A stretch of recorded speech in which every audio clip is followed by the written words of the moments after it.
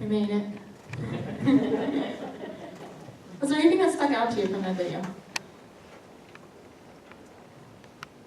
Or that hit home?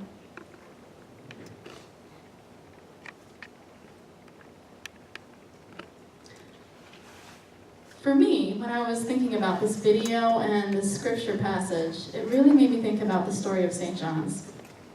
Now, for those of you who maybe don't know so much about St. John's story, maybe 10, 15 years ago, maybe longer than that, St. John started to experience what a lot of congregations have experienced, which is a decline in membership and decline in giving.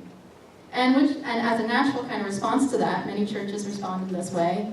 They kind of became a little more insular, a little more concerned about their own well-being and how they were going to make it through, and stopped kind of looking out at the community.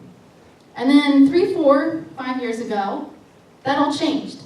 And St. John's experienced a real 180 where they started reaching out into the community, really caring about their neighbors, really wanting to make a difference, really wanting to be in relationship with people outside of the church.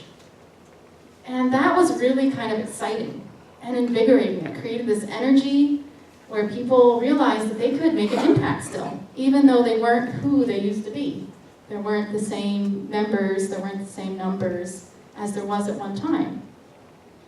And yet, as they continued down that path, St. John's, embracing new ministries, being really excited at seeing some new faces, it became very easy to think that, you know what, we have to do more. Like, maybe we can be like those people over there if we do X, Y, Z. And maybe we can do this project that we did last year even better this year, and it'll impress people even more. And then folks started to feel a little tired, because it was just a lot of work to keep this up. I think in some ways, St. John kind of got stuck in this trap of wanting to have it all, wanting to be everything to everybody, wanting to look like big churches do. And it just was a lot of energy, and it was exhausting. And so I think right now we're kind of at this point where we're realizing, okay, that's not sustainable. So what can we be? Who can we be? And what is our inspiration going to be this church that we want to be? And I really think it comes down to what we hear in this gospel.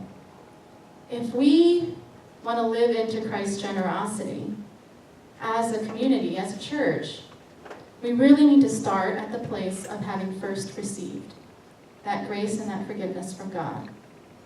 Think about all the miracles that St. John has experienced. We talked about this at Reform Team, one of the teams, ministry teams here at St. John's. And we were thinking about some of the gifts, financial gifts that we've received over the years that really gave us like a second chance, a chance at new life, a trying again.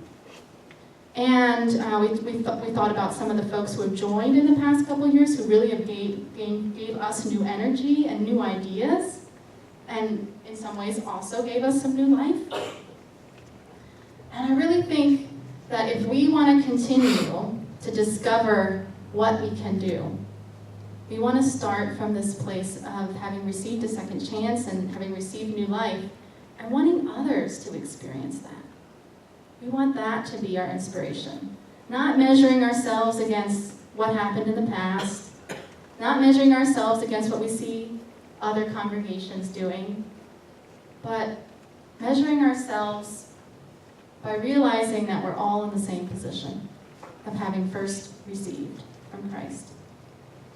And so I come back to this scriptural passage that really stuck out to me when I was reading this week. And it's this one.